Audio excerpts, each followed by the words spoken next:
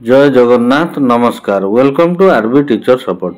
आज आपण मानक पई एक इनफॉर्मेटिव वीडियो अछि।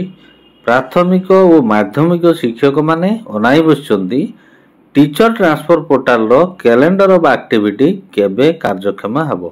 ट्रांसफर कैलेंडर ऑफ एक्टिविटी संपर्क रे point to point clear information ए वीडियो रे आपण माने पाई परिबे। वीडियोटी को शेष पर्यंत देखंतु।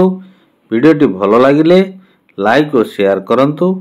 चैनल टी को सब्सक्राइब करनथिले एई भली इनफॉर्मेटिव वीडियो देखिबा पई सब्सक्राइब करी नोटिफिकेशन बेल ऑन कर दियंतु। चलंतु वीडियो आरंभ करिबा। ए चिठीटी होउची directorate of elementary education Odisha Bhubaneswar, letter number 27048, date 29/12/2023। चिठीटी करा जायछि to the state project director OSEPA all DO BOs of the state। Subject रही कौन revised calendar of activities for implementation of transfer policy in respect of headmasters, senior headmasters and assistant teacher, junior teacher schematic of state.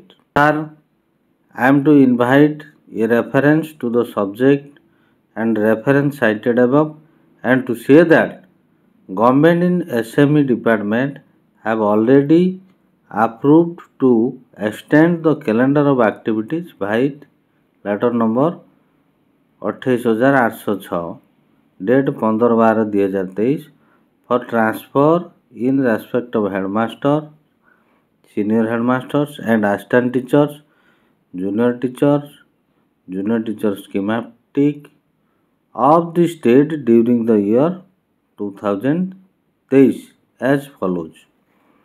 कौन देइछि activity रही number 1 verification by DO BO 30/12/23 रु 8/1/2024। तापर रही reference of medical cases to medical board 11/1/2024।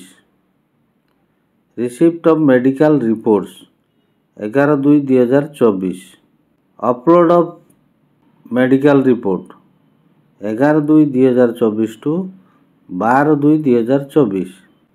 Meeting of DLTC SLTC and finalisation 15/2/2024 to 16/2/2024।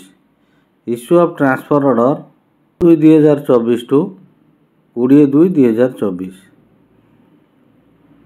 Closure of relieving and joining 24/2/2024 to 26/2/2024। तेणु ये calendar of activities रे details दे दिया गला कौन ना को डेट रे कौन कौन करा जीवो। DO BO लेवल वेरिफिकेशन करा जीवो 30/12/2023 रु 8/1/2024 पर्यंत। Reference of medical cases to medical board को केस को पठा जीवो तार डेट फिक्स कर दिया गला 11/1/2024।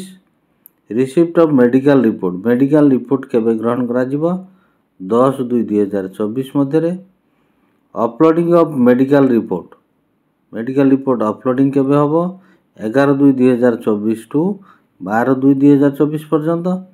Meeting of DLTC and SLTC and finalization एटा हबो 15/2/2024 टू 16/2/2024 पर्यंत। DLTC और SLTC बसै की फाइनल हबो। इश्यू ऑफ ट्रांसफर ऑर्डर केबे इश्यू हबो 18/2/24 टू 20/2/24 मध्य। Closure of relieving and joining और रिलीव ये को समय मध्य करा जीवो 24/2/24 रु 26/2/24 मध्य। SPD OSEPA is requested to make the teacher transfer portal live for further follow up activities। OSEPA को रिक्वेस्ट कराला जे ताकर ट्रांसफर पोर्टल टा को एक्टिव करिया पे।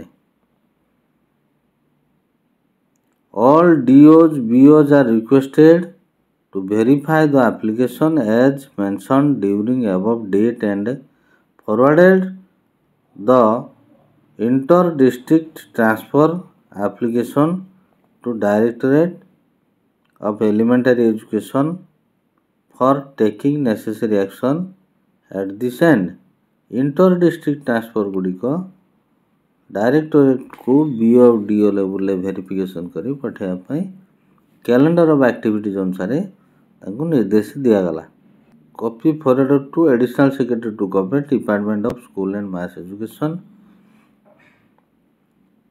तेणु यही हिसाब से कैलेंडर ऑफ एक्टिविटीज ट्रांसफर क्षेत्र में कार्यकारी करने समस्त डीओ बीओ मानक निर्देश देवा सहित ओसेपा को निर्देश दि जाइए ट्रांसफर पोर्टाल टाक लाइव रखापी। आशा करी वीडियोटी आपण मानक इनफॉर्मेटिव होइतिबो। वीडियोटी को लाइक और शेयर करंतु। वर्तमान पर्यंत चैनल को सब्सक्राइब कर नथिले सब्सक्राइब कर नोटिफिकेशन बेल ऑन कर दियंतु जा फल रे जेतेबेले अपडेट वीडियो ए चैनल रे आसीबो प्रथमे आपण ताकू देखि परिबे। परवर्ती वीडियो पर्यंत रहउची। नमस्कार। वंदे उत्कल जननी।